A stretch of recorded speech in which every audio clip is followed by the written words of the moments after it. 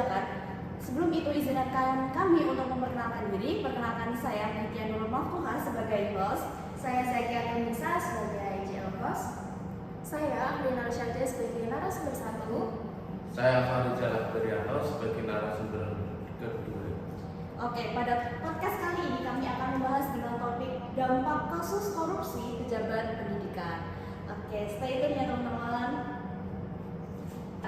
Halo semuanya, selamat datang di podcast Suara Kebijakan. Nah, di sini adalah tempat kita membahas isu-isu pendidikan dan juga tata kelola publik secara kritis, namun tentunya tetap santai ya Kak Nisa. Oke, benar banget Kak Nitya. Dan hari ini kita akan membahas sebuah studi fiksi tentang apa yang bisa terjadi apabila seorang pejabat pendidikan tingkat nasional terjerat dalam kasus korupsi, tepatnya pada September 2025 lalu.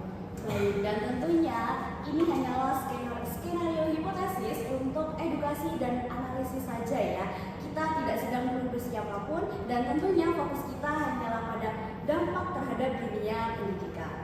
Baik, dalam podcast kali ini tentunya dibagi menjadi beberapa segmen, dan segmen yang pertama yaitu mengenai ringkasan kasus fiksi. Kemudian dilanjutkan segmen yang kedua yaitu dampak terhadap dunia pendidikan.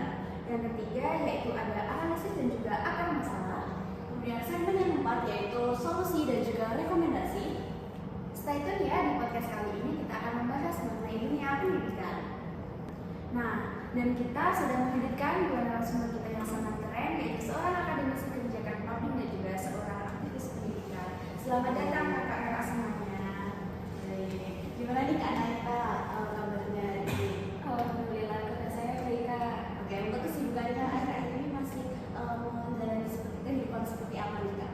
Oh iya, berbicara tentang kesibukan ya Kak, saya akhir-akhir ini melakukan penelitian tentang isu-isu strategis pendidikan, dan kebetulan juga saya diundang dalam podcast ini yang membahas tentang isu-isu pendidikan juga, seperti itu Kak. Masya Allah, sangat produktif sekali ya. Betul sekali Kak Yuda. Ya, selanjutnya gimana Kak Farizal kesibukannya saat ini? Untuk kesibukan saat ini ya masih sama, hidup seperti biasa. Saya sebagai aktivis pendidikan melihat maraknya kasus korupsi di kalangan pendidikan ya cukup ikut sedih. Sejauh ini saya masih meriset sama juga masih meriset. Tentunya sangat Luar biasa sekali ya, betul sekali. Baik, oke kita langsung saja kita masuk ke skenario fiksi ini. Nah, dalam cerita kali ini kita membahas terkait dengan seorang pejabat pendidikan tinggi negara diduga terlibat penyalahgunaan dana transformasi digital pendidikan. Nah, kasus ini tuh terjadi pada bulan September 2025 lalu ketika auditor internal menemukan ketidaksesuaian anggaran proyek digitalisasi pembelajaran yang bernilai triliunan rupiah. Oke, pada kasus ini dana yang seharusnya digunakan untuk peningkatan platform belajar, kemudian penataan internet sekolah dan juga pelatihan guru ternyata tidak sesuai dengan realisasi di lapangannya seperti itu. Nah, langsung saja kita tanya ke narasumber pertama kita, yaitu Ibu Naira. Dalam skenario ini, apa yang paling mungkin terjadi ketika seorang pejabat pendidikan tertangkap pada kasus korupsi tersebut? Oke, jadi kalau kita lihat dari segi teori ya, kasus seperti itu dapat menyebabkan beberapa hal. Contohnya yang pertama itu keterlambatan program pendidikan yang harusnya dana tersebut itu digunakan secara baik dalam pendidikan, malah dana tersebut itu malah dibukukan. Kemudian yang kedua itu ada krisis kepercayaan publik terhadap pihak kementerian. Kemudian yang terakhir ada penurunan sikap moral guru dan tenaga pendidik yang merasa dikhianati oleh sistem. Oke, berarti ini tuh secara teori kami seperti ini tuh dapat memicu beberapa hal seperti keterlambatan program pendidikan, kepercayaan publik, dan juga ada penurunan moral guru dalam tenaga pendidikan. Oke, berarti dampaknya cukup berat sekali ya Kak. Oke, terkait dengan dunia pendidikan tentunya bagi siswa dan juga sekolah mereka juga mengalami dampaknya. Nah, bagaimana sih Kak dari sisi lapangan terutama bagi siswa dan juga bagi sekolah? Ya untuk pandangan saya dalam pengalaman saya memantau dunia pendidikan ketika program digitalisasi atau bantuan anggaran tersendat, event dalam skenario fiksi efeknya terasa langsung di sekolah, terutama siswa kesulitan dalam akses platform belajar. Yang kedua, mungkin pelatihan guru tertunda untuk di sekolah yang daerah terpencil paling merasakan dampaknya. Oke, berarti banyak sekali ya Kak, seperti ada pelatihan guru yang tertunda mungkin karena anggarannya ini karena dibutuhkan maka pelatihan guru ini menjadi tertunda seperti itu ya. Karena itu mereka paling bergantung pada bantuan pemerintah untuk mengupgrade fasilitas, tapi malah fasilitasnya mereka belum jadi terupgrade gara-gara dana tersebut terbuka. Oke, baik.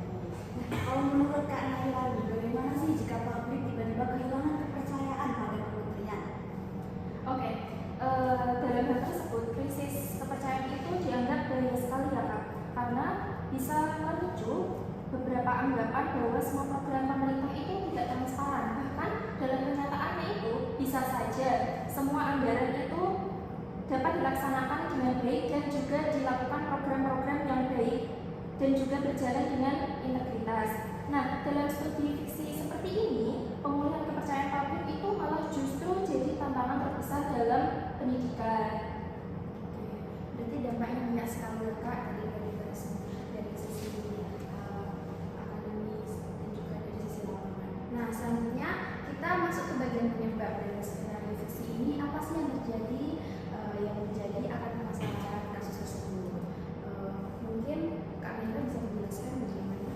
Oke, sepengalaman saya itu biasanya terdapat 3 akar masalah. Yang pertama itu ada pengawasan internal yang lemah. Kemudian yang kedua itu ada sistem anggaran yang tidak transparan. Terus yang terakhir ada ketergantungan pada satu figur ataupun sistem tanpa mekanisme cek dan juga balance. Seperti itu. Kalau saya setuju, cuma ingin menambahkan satu aja ya. Mungkin minimnya keterlibatan publik, khususnya dari sekolah, guru, dan orang tua dalam mengawasi mengimplementasi program. Baik, jadi tentunya akar dari permasalahan ini bukan hanya soal individu saja ya Kak, tapi juga dari sistem yang rentan untuk disalahkan. Oke, makanya penting sekali ya Kak untuk membangun sistem yang kuat, bukan hanya bergantung pada integrasi tersebut saja. Baik, kan kita sudah membahas terkait dengan dampak, kemudian akar masalahnya. Tentunya setiap masalah itu ada solusi dan juga rekomendasinya. Baik, saat ini kita masuk ke segmen solusi, di mana bagaimana sih mencegah skenario fiksi seperti ini terjadi di dalam dunia nyata? Oke, baik. Menurut saya ada beberapa rekomendasi yang mungkin bisa untuk menyelesaikan masalah tersebut. Yang pertama itu adalah mengajarkan transparansi anggaran berbasis digital sehingga transparansi digital itu bisa diakses oleh semua pihak. Kemudian yang kedua itu ada audit mandiri berkala yang dimana nantinya itu akan diumumkan secara terbuka. Kemudian yang terakhir ada pemecahan proyek besar menjadi beberapa unit sehingga proyek besar tersebut itu tidak berpusat pada satu otoritas saja. Mungkin kalau dari pandangan Kak Vanessa. Kalau menurut saya ya, kan saya juga di lapangan, dari sisi masyarakat pendidikan kita bisa mendorong yang pertama partisipasi guru dan komite sekolah dalam monitoring program. Yang selanjutnya mungkin pelibatan LSM pendidikan untuk mengawasi jalannya proyek digitalisasi. Untuk yang terakhir mungkin pendidikan anti korupsi untuk siswa agar budaya integritas dibangun sejak dini.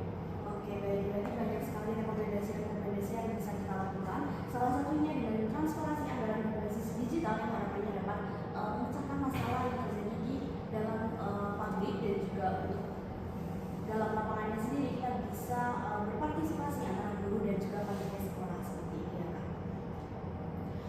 Pembahasan hari ini sudah sangat panjang dan juga lebar sekali ya Kak. Beberapa kali yang telah berlalu kita sudah berbincang-bincang mengenai masalah pendidikan yang mana pada akhir ini menjadi sorotan bagi publik ya Kak.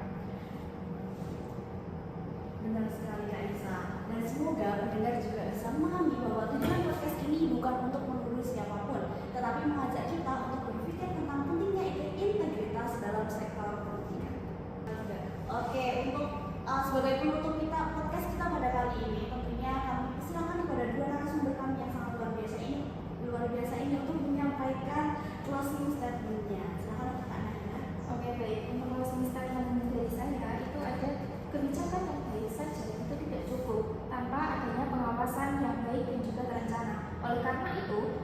adanya pengawasan yang tertutur, terencana, dan juga partisipasi masyarakat yang di sini itu sangat menentukan sekali. Seperti itu. Ya, satu masih statement dari Kak Hamzah. Untuk closing statement saya ya, pada akhirnya integritas dan pengawasan yang kuat adalah kunci menjaga pendidikan tetap berjalan dengan baik. Oke, keren sekali untuk dua narasumber kita kali ini. Baik, terima kasih untuk para narasumber dan juga terima kasih untuk para pendengar dari podcast Suara Kebijakan. Sampai jumpa di episode berikutnya.